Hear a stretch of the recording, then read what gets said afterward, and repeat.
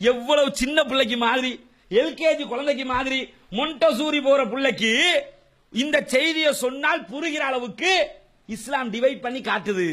ஆனா நம்ம சமுதாயத்தில் நிலை என்ன தெரியுமா? இன்னைக்கு நபிகள் நாயகம் நபியா இருந்து எதை செஞ்சாங்களோ அதை செய்ய மாட்டான். சாதாரண மனிதராக இருந்து எதை செஞ்சாங்களோ அதை செய்யறதுக்கு சண்டை பிடிப்பாங்க.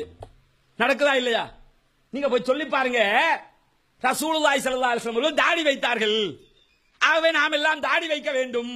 வைக்கணுமா இல்லையா? வைக்கணும். இத சொன்னா அது பெரிய பொருட்டாவே தெரியாது. பள்ளிவாசல் என்ன போர்டு போட்டிருப்பான்? தொப்பி போடாமல் தொலை வராதீர்கள். கொழும்பு சம்மங்கோட்டை பள்ளியில கூட இதை போட்டு வச்சிருக்காங்க. கொழும்புல 2016 கூட இந்த போர்டை மாட்டி வச்சிருக்கிறான். ஏன்? தொப்பி சுன்னத்துங்கிறாங்க. தொப்பி ரசூலுல்லாஹ் எதுக்கு போட்டாங்கன்னு உனக்கு தெரியுமா?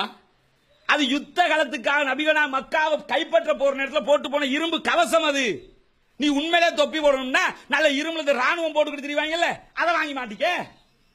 அதைத்தானே தொப்பின்னு போடணும். மார்க்கம் கிடையாது. விரும்பினா மார்க்கம் இல்லை, நான் சும்மா போட்டுக்கிறேன்னா போட்டுக்கிட்டு போங்க. ஆனா மார்க்கமா போடக்கூடாது. என்ன போர்டு போடுவான்? தொப்பி இல்லாமல் பள்ளிக்குள் நுழையாதீர்கள் போட்டிருப்பான். தாடி இல்லாம பள்ளிக்குள்ள நுழையாதுன்னு போர்டு போடு பார்ப்போம்.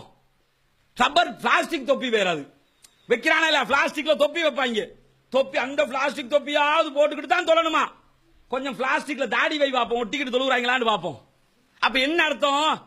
நபிகள் நான் ஜுப்பா போட்டுக்கிட்டு தெரிவாங்க.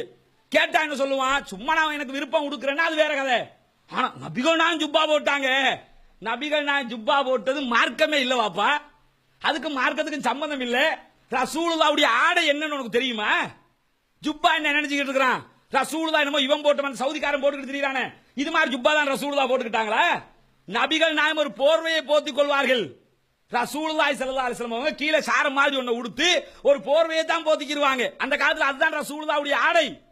இப்படி இருந்துச்சு. ஆனா இன்னைக்கு ஜுப்பா போட்டுக்கிட்டு ஜுப்பா மார்க்கம், தொப்பி மார்க்கம், அது மார்க்கம். இது ரசூலுல்லாஹ் எதையெல்லாம் உலக விஷயமா செஞ்சாங்களோ அதை மார்க்கம் என்று சொல்லிவிட்டு மார்க்க விஷயமாக செய்தவைகளை மார்க்கமாக ஏற்றுக்கொள்ளாத ஒரு நிலை இருக்கிறதா இல்லையா?